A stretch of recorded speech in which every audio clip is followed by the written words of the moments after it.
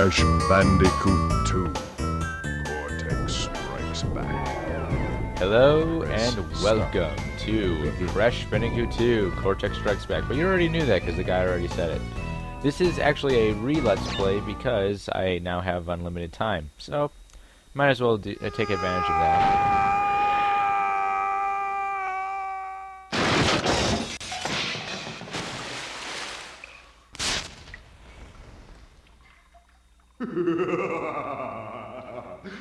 Crystals.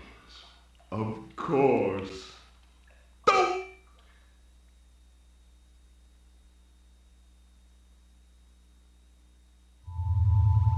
But Dr. Cortex, to reach full power, we need not only your master crystal, but also the remaining 25 slave crystals from the surface. How do you expect to retrieve them when we don't have any Earthbound operatives left? You fool!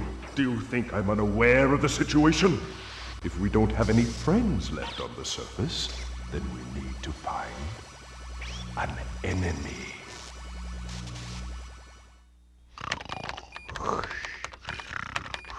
Crash? Crash? Crash! My battery is fried. Make yourself useful, big brother, and bring an extra battery for me. And let's begin. So, the reason why I'm kind of re-let's playing this, I also kind of lost the recording of the original file after having to do a system restore. That was like the only file that I lost, oddly enough. I don't know. So, instead of, I was going to replay it anyway, just you wouldn't notice, I guess, unless I would say something in the later videos, but we were rolling up to getting the red gem. But this time, as you may have noticed at the bottom right, or wherever I think it's bottom left now, somewhere around on the bottom of the video, you will notice that this video is a lot longer. I will be going individually, I will be uploading these by Warp Room now. Well. If it isn't Crash Bandicoot, welcome. I apologize for the crude means used to bring you here, but I rather expect a written invitation would have been turned down. I need your help. Surrounding you are a series of 5 doors. Through each door lies a well-hidden crystal. The crystals look like this. Bring me the crystals, Crash. That is all I will say for now. We will speak again. Alright, Turtle Woods, let's go. So if you haven't figured it out already, Crash has been, he just has been. He got kidnapped, kind of. But for a good reason, because Cortex needs our help, literally. Crash is told that, it's gonna be for the good of the world, we'll save the world, I'm done with my evil ways, so help me and stuff, even though I mutated you and your sister, and crazy junk happened in the last game. So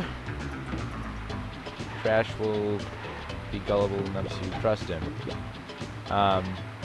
The manga adaptation of this game is pretty interesting. You can actually go look at it now on crashmania.net. And they don't have all the issues as of this recording, but they have the first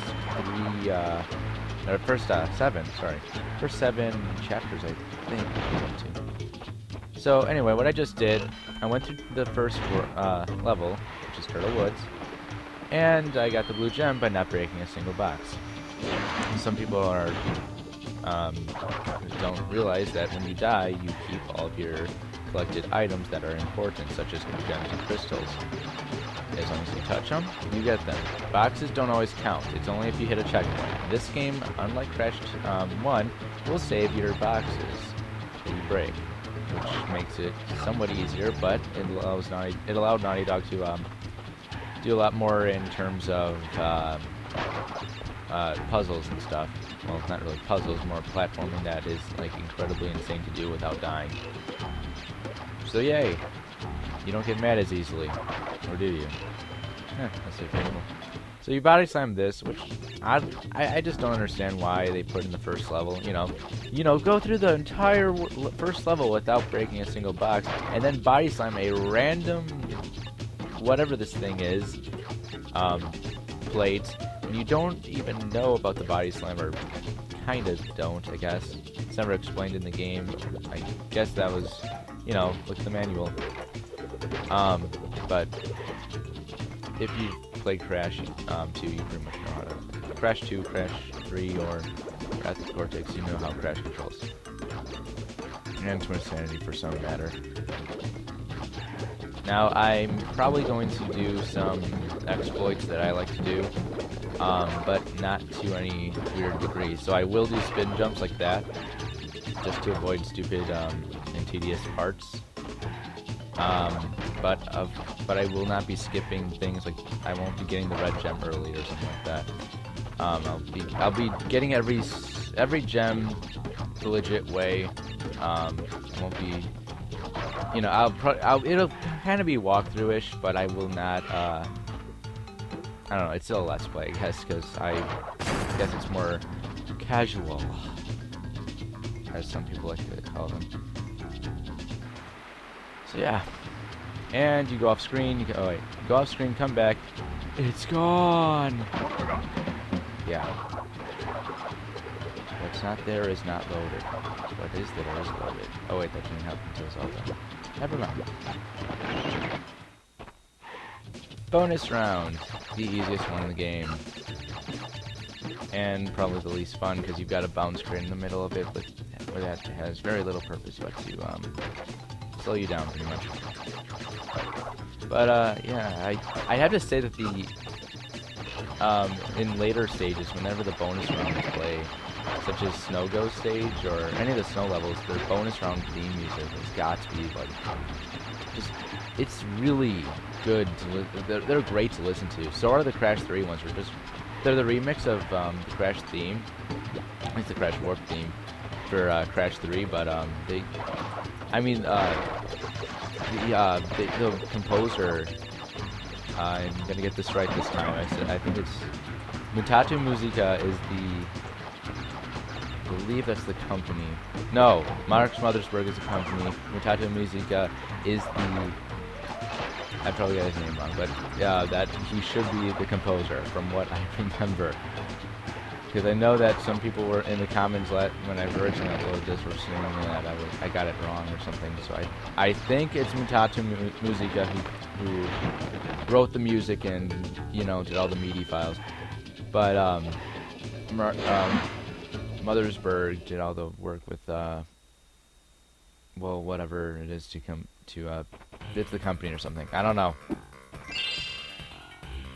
And I know they do a lot. They do work with. They made the Mothersburg, whatever it is. Mark Mothersburg, whatever. Yeah, that thing. They made the Apple.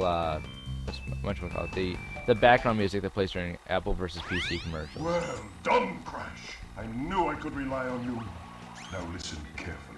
These holograms are hard to maintain. During the course of my intellectual pursuits, I have stumbled across a force that threatens to destroy the world. Crystals are the only means of containing it. The fate of the world is at stake. It is imperative, therefore, that you bring them to me. Crash? Crash? Crash? Are you there? Are you there, Crash? Okay. Interesting. Goku's trying to hack in. Anyway, Snow Go.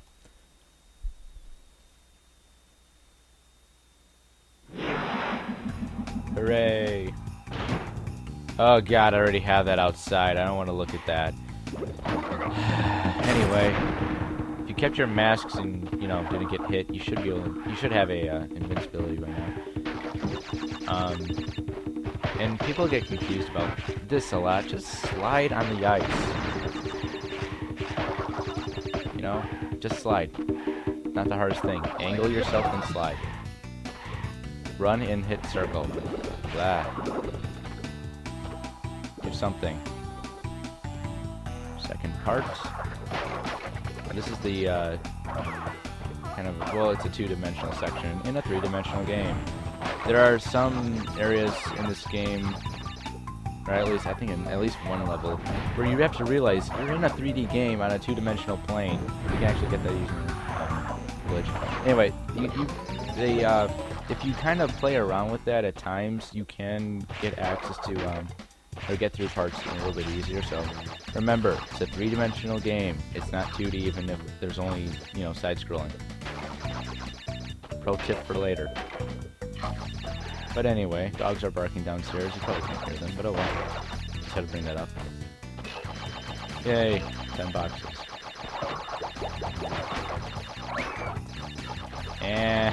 Yeah, take the one that has the most Wumpa fruit, why don't you?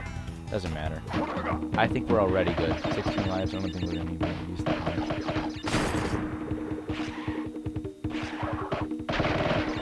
Alright.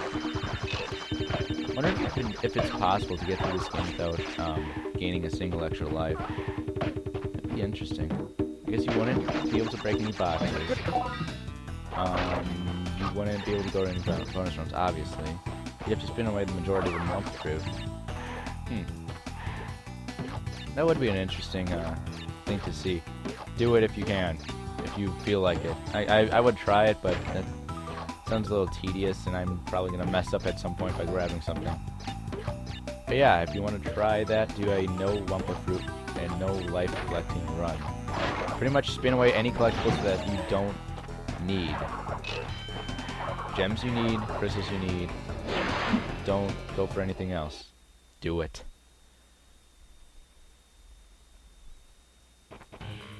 And that was some part of Snow Go. We have to go back for the red gem later, but there is an alternate path for that. Or you could glitch, but whatever.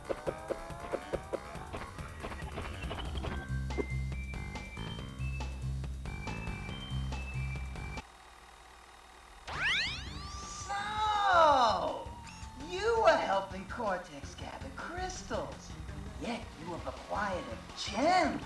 Interesting. Well, Crash, know this. As long as you are allied with Cortex, you are my sworn enemy, and I will do anything in my power to stop you. If the fate of the world is truly your concern, you must gather the gems, not the crystals.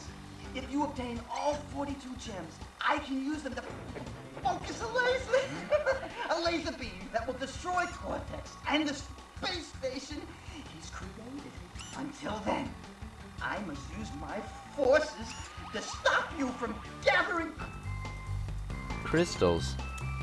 The PlayStation Network release kind of cuts off at the last second for some reason.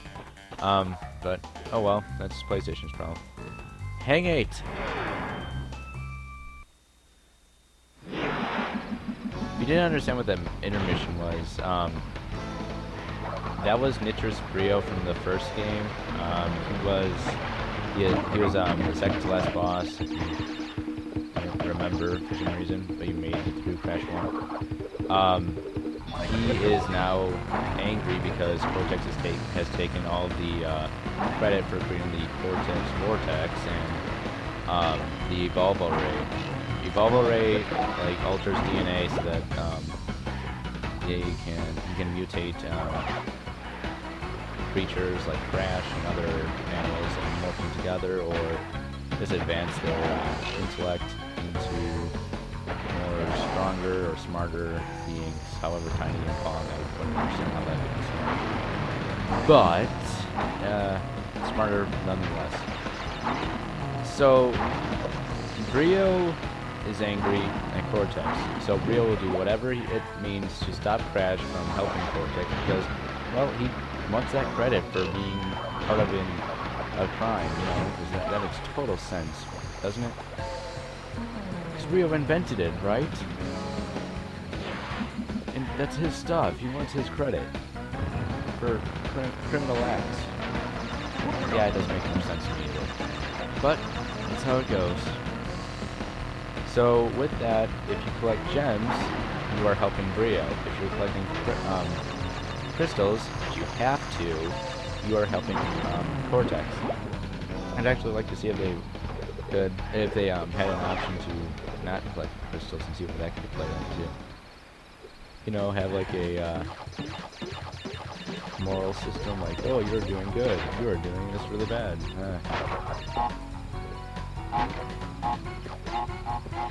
Had to grab that. Just had to grab that extra one. No reason to. You know what? I'm not gonna waste time doing that. We only have unlimited time and 2 gigabytes.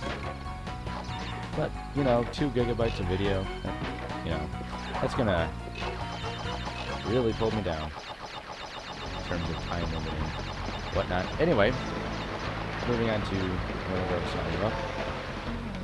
So yeah, gems and crystals. They are good. They are bad. Crystals bad. Gems good. Crystals are required. Yeah, makes total sense. You know, I just noticed this. After all these years, that tree has a face. Wow. I never noticed that. It would help if we had widescreen, but yeah, you can't do that with the PlayStation. That we know of. But seriously, you can't do it. You know, I shouldn't care about losing one through. 22 lives already. So at the 3rd level. Haven't died one. Oh wait, we had to die. Haven't accidentally died yet. Ooh. Kill the road.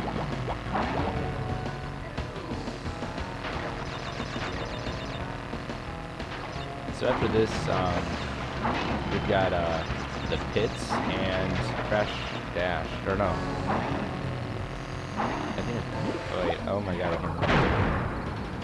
It's Crash Dash. And Crash Dash is also the title of the running move in Crash 3, and anytime the running move is used in the series, which is, you know, holding R2 or L on the Game Boy. Something like that. It was that smooth. That is what I'm referring to. Anyway. This should be the last part. If I got that right, I know this game way too well. Even though I already do, but anyway. And I still can position myself right, I think. Yeah, it was the last one. Wow. Not really surprised, it's just not, this isn't as big as the later ones. Moving on.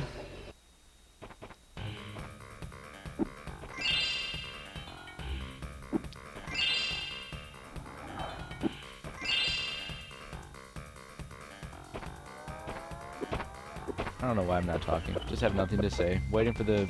Oh wait, I don't think... No, Cortex won't talk. Yeah, he will. He doesn't talk after the next one because it gets tricky, and then he talks to you after Crash Dash. Not bad. I see you are getting the hang of it. I need to conserve power. I will communicate with you again after you retrieve the 5th crystal. Ah, see? He's starting to space these out.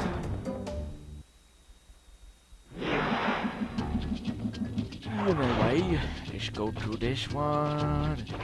We're gonna kill that turtle. Oh yeah. Now, I think when I did this riff in the last... yeah, I don't think so. Anyway, when I did this, whenever I recorded last time, I took the right path for a little bit and then turned around. I want to do that again if I can. Oh. I went off screen and he automatically went out of his shell. Oh, that's gonna make this part a little bit challenging. Well, not challenging, just not as quick. Yeah, I'm gonna take the right path a little bit.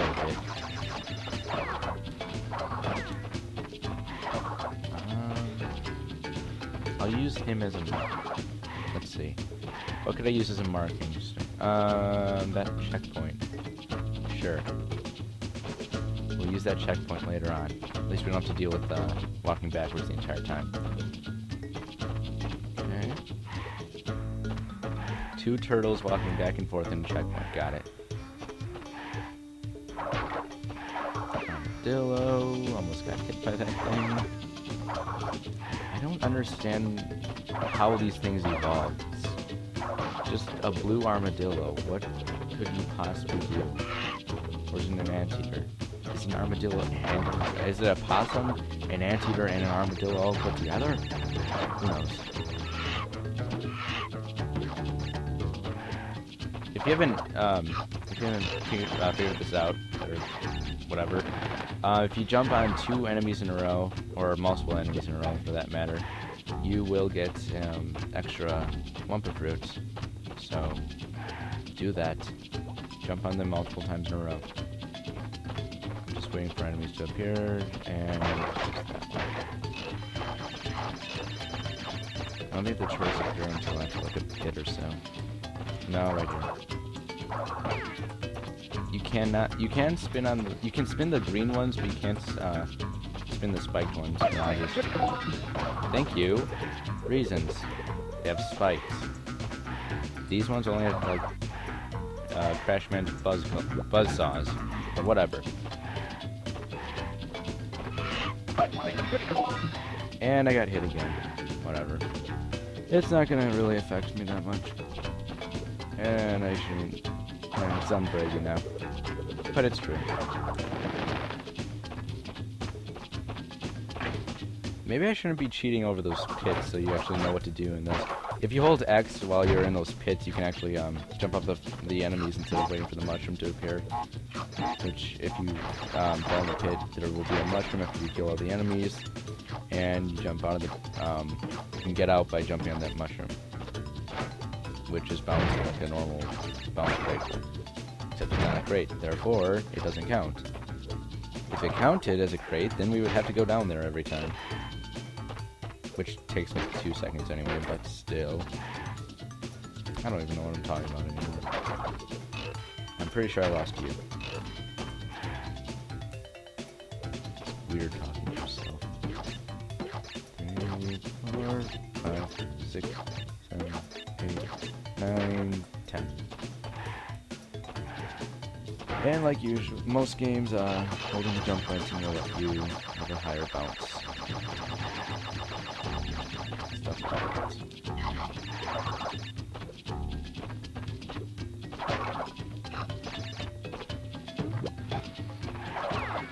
Almost done here.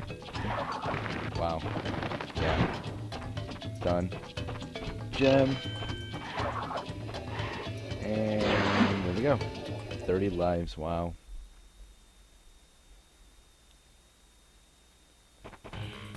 Finish with the pits, on to Crash Dash.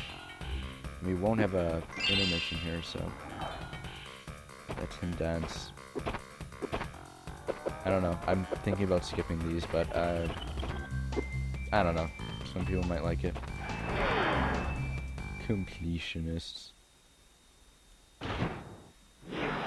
Now this is fun. Not only does it have an awesome song, but it's the boulder from the first game turned into a giant snowball. Yeah. So, anyway, this is actually the last game in which they actually used a boulder for a chase. Whoa. Okay, last time they used a boulder type of look for a chase level. Later on they replaced it with dinosaurs and dragons. Yeah. That and a giant, I'm gonna guess it's a Bigfoot or something. I can't remember the name. Wow. Sasquatch. There we go.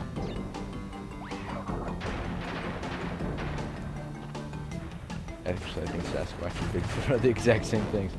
But that or it's a Yeti. Could be a combination of all. It could be another mutant that we don't know about. Actually, they're all technically mutants, I think. Oh. I was gonna spin that and show off that, I'll do it anyway. You don't lose lives in the bonus round. There you go. And I think... Hang on. I think if you jump at the... I thought there was a life at the top there if you jump. Guess not. I don't know what I'm thinking of then. And I got lucky there. 2, 3, 4, 5, 6, 7, 8, 9, 10, 1, 2, 3,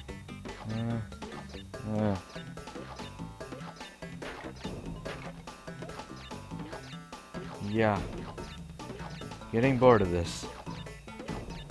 They abuse this in the Huge Adventure.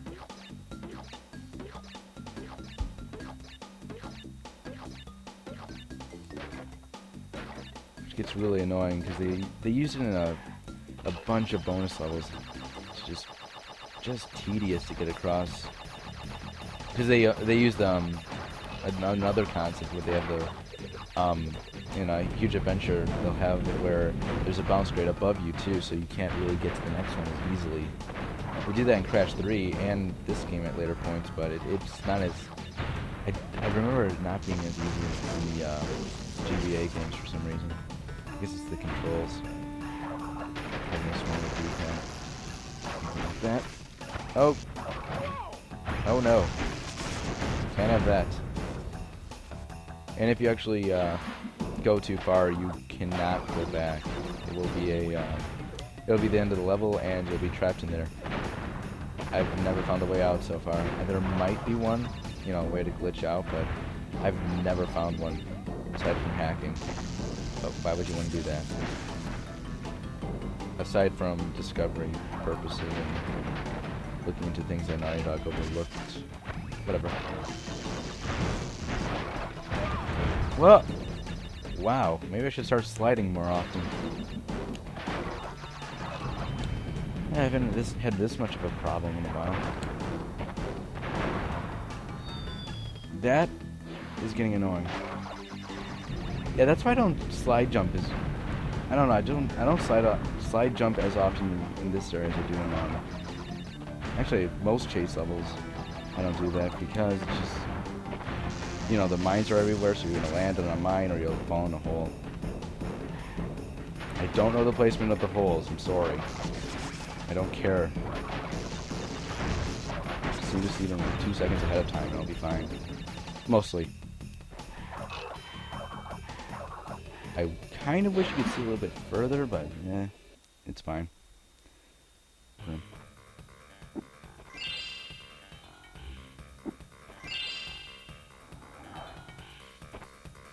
Yay, dance. And we should have one more, well, we have one more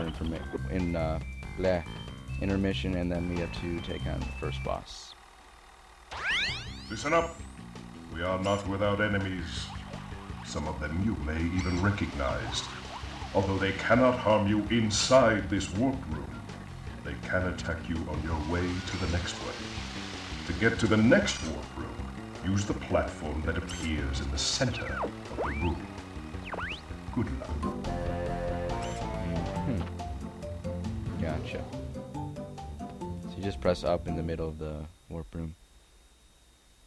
Nothing too hard to figure out.